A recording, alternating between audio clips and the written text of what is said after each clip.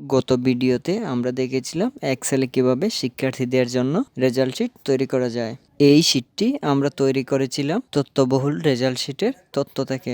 এই ভিডিওতে আমরা দেখব রেজাল্ট শিট থেকে তথ্য নিয়ে কিভাবে শিক্ষার্থীদের জন্য আলাদা আলাদা মার্কশিট তৈরি করা যায়। এই ভিডিওটির কিছু অংশ বুঝতে হলে আপনাদের আগের দুটি ভিডিও দেখে আসতে হবে।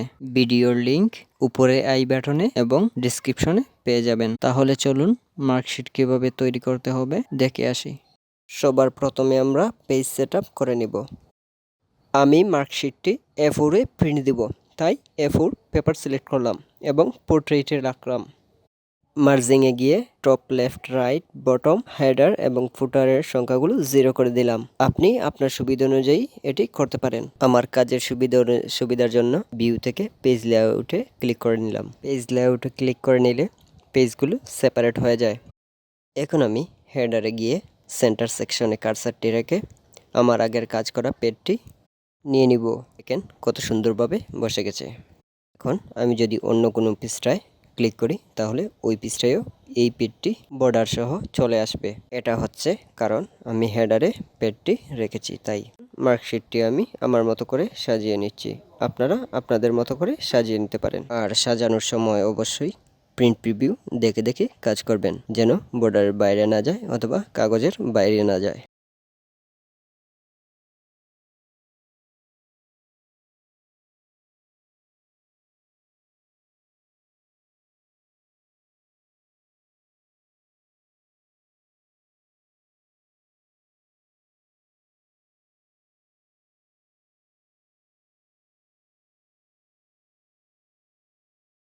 আমার সাজানো মার্কশিটটি খেয়াল করলে দেখতে পারবেন উপরের বাম দিকে ক্রমিক নং রেখেছি। এটি মূলত আগের ক্লাসের রোল নং হবে। ক্রমিকে আগের ক্লাসের রোল নং দিলেই ওই শিক্ষার্থীর সম্পূর্ণ রেজাল্ট তথ্যসহ আমি যা যা চাই সবগুলোই চলে আসবে।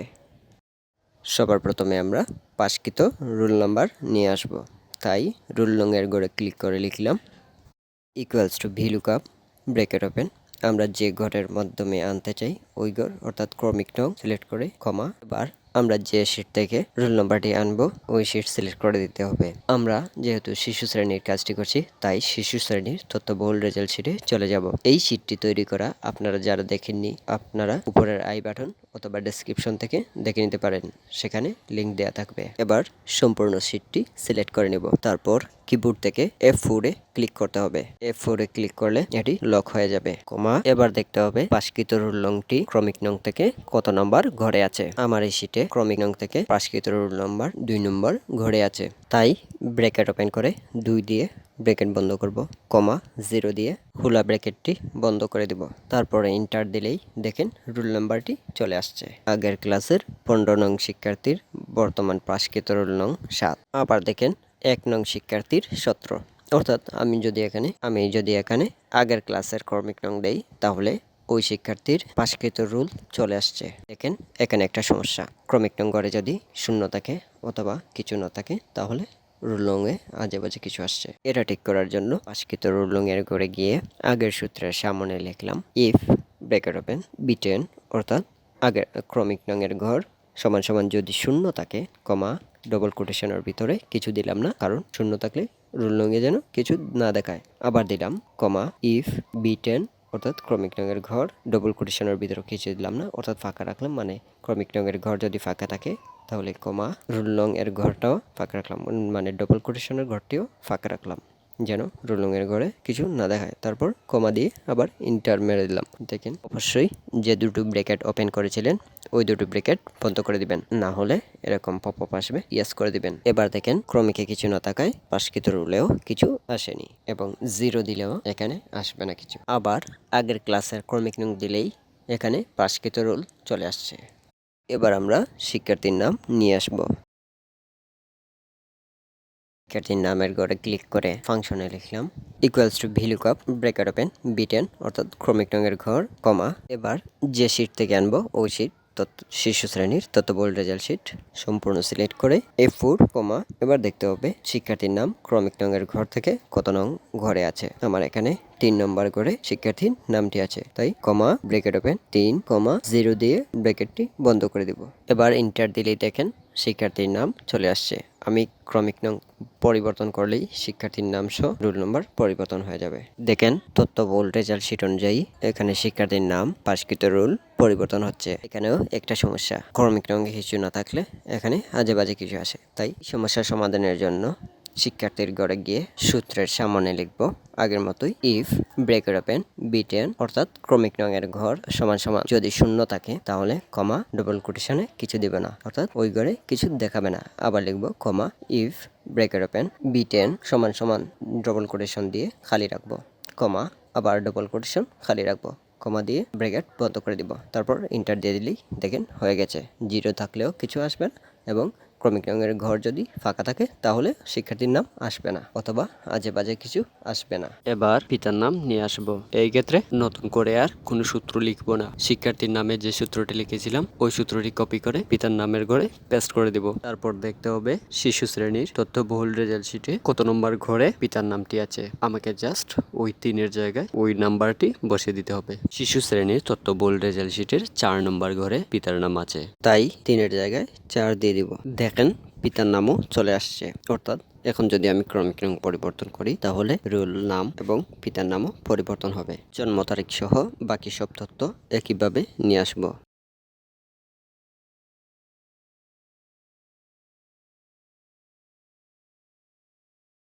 প্রাপ্ত নম্বরটিও আমরা একইভাবে নিয়ে আসতে পারবো, তবে আমি সূত্র লিখে তারপর নিয়ে আসছি। আপনারা চাইলে আগের সিস্টেমে এটা করতে পারেন। আমি সূত্র লিখলাম equals to if bracket open B10 অর্থাৎ ক্রমিক রঙের ঘর সমান সমান শূন্য, কমা ডবল কোটেশনে কিছু দিলাম না, তারপর আবার কমা দিলাম ইফ ব্র্যাকেট ওপেন B10 অর্থাৎ ক্রমিক রঙের ঘর সমান সমান ডবল কোটেশনে কিছু দিলাম না, কমা ডবল কোটেশন এখানেও কিছু দিলাম না, তারপর আবার দিলাম কমা VLOOKUP ব্র্যাকেট ওপেন B10 অর্থাৎ ক্রমিক রঙের ঘর, কমা শিশু শ্রেণী থেকে যেহেতু আমি প্রাপ্ত নম্বরটি আনবো তাই শিশু শ্রেণীর তথ্যবহুল রেজাল্ট শিটে চলে গেলাম, গিয়ে সম্পূর্ণ শিটটি এক টানে সিলেক্ট করে নিলাম। তারপর F4 দিলে এই শিটটি লক হয়ে গেল, কমা ব্র্যাকেট ওপেন। এবার দেখতে হবে প্রাপ্ত নম্বরটি আমি নুরানি ইসলাম শিক্ষার নাম্বার আনতে চাচ্ছি, এই নাম্বারটি কত নম্বর ঘরে আছে, অর্থাৎ ক্রমিক নং থেকে কত নম্বর ঘরে প্রাপ্ত নম্বরের ঘরটি আছে।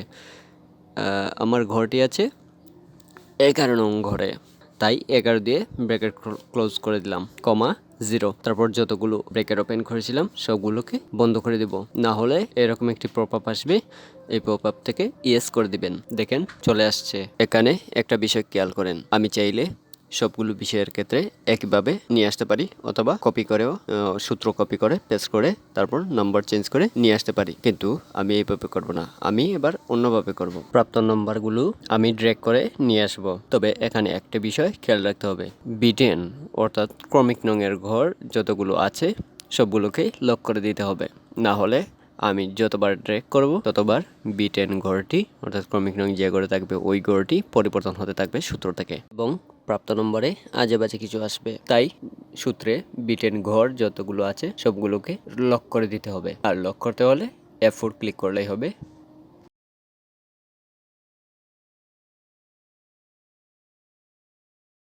এবার যদি আমি ড্র্যাগ করে দেই, দেখেন 11 নম্বর ঘরের অর্থাৎ শিশু শ্রেণীর তথ্যবহুল রেজাল্ট শিটের ক্রমিক থেকে 11 নং ঘরের যে রেজাল্টটি অর্থাৎ প্রাপ্ত নম্বরটি ছিল ওই নম্বরটি চলে আসছে সবগুলো ঘরেই। এবার আমাকে যদি বাকি ঘরগুলোর রেজাল্ট আনতে হয় তাহলে আমাকে দেখতে হবে ক্রমিক নং থেকে কত নম্বর ঘরে ওই প্রাপ্ত নম্বরটি আছে। যেমন আরবি লিখাটি আছে 11, 12, 13 নং ঘরে।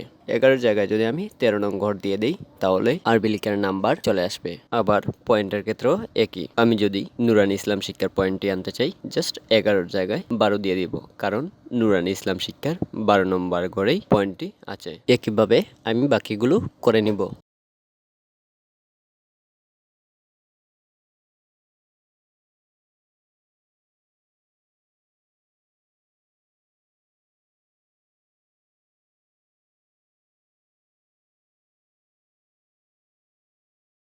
গ্রেডের ক্ষেত্রেও আগের সূত্রটি ড্র্যাগ করে নিয়ে দিলেই হতো অথবা কপি করে পেস্ট করে দিলেই হতো, আমি আলাদা করে লিখে করেছি।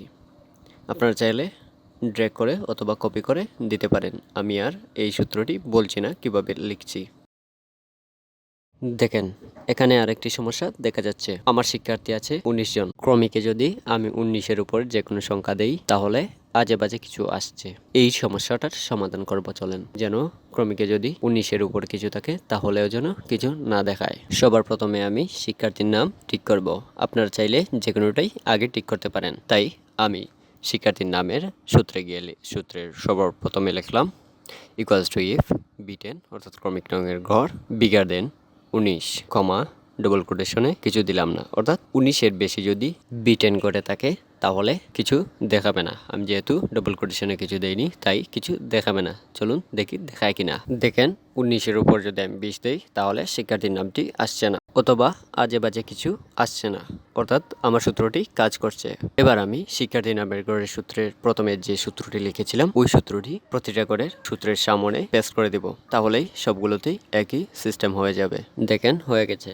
এবার যদি ক্রমিক নঙে 19-এর উপরে কোনো কিছু থাকে তাহলে এই শিটে কোনো কিছুই আসবে না। এবার আমরা নিয়ে আসবো মোট নম্বর এবং গড় নাম্বার। মোট নম্বর আনতে আমরা মোট নম্বরের ঘরে ক্লিক করে লিখলাম সমান সমান সাম ব্র্যাকেট ওপেন, যতগুলো নম্বর যোগ করব সবগুলোকে সিলেক্ট করে এন্টার করে দিলাম। দেখেন মোট নাম্বার চলে আসছে। এবার বের করব গড় নাম্বার। গড় নাম্বার বের করতে সবগুলো নাম্বার যোগ করে ভাগ দিয়ে দেব যতগুলো সাবজেক্টের উপর পরীক্ষা হয়েছে সবগুলোকে, তাহলেই হয়ে যাবে গড় নাম্বার।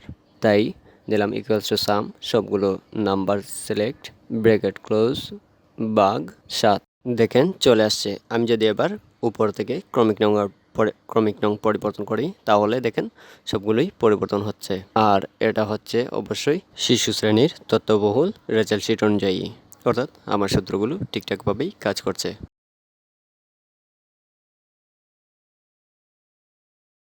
এবার যদি প্রিন্ট প্রিভিউ দেখি, দেখেন আমার প্রিন্ট প্রিভিউয়ে ঠিকঠাকভাবেই দেখাচ্ছে, অর্থাৎ এটা প্রিন্ট করা যাবে খুব সুন্দরভাবেই। এখানে আরেকটি জিনিস করা যেত, নিচের যে মন্তব্য ওইটা গ্রেড অনুযায়ী নিয়ে আসা যেত। যেমন কেউ যদি A+ পায় তাহলে তার জন্য এক ধরনের মন্তব্য, আবার কেউ যদি B পায় তার জন্য এক ধরনের মন্তব্য, আবার কেউ যদি D/F পায় তার জন্য আলাদা ধরনের মন্তব্য অটোমেটিক চলে আসতো।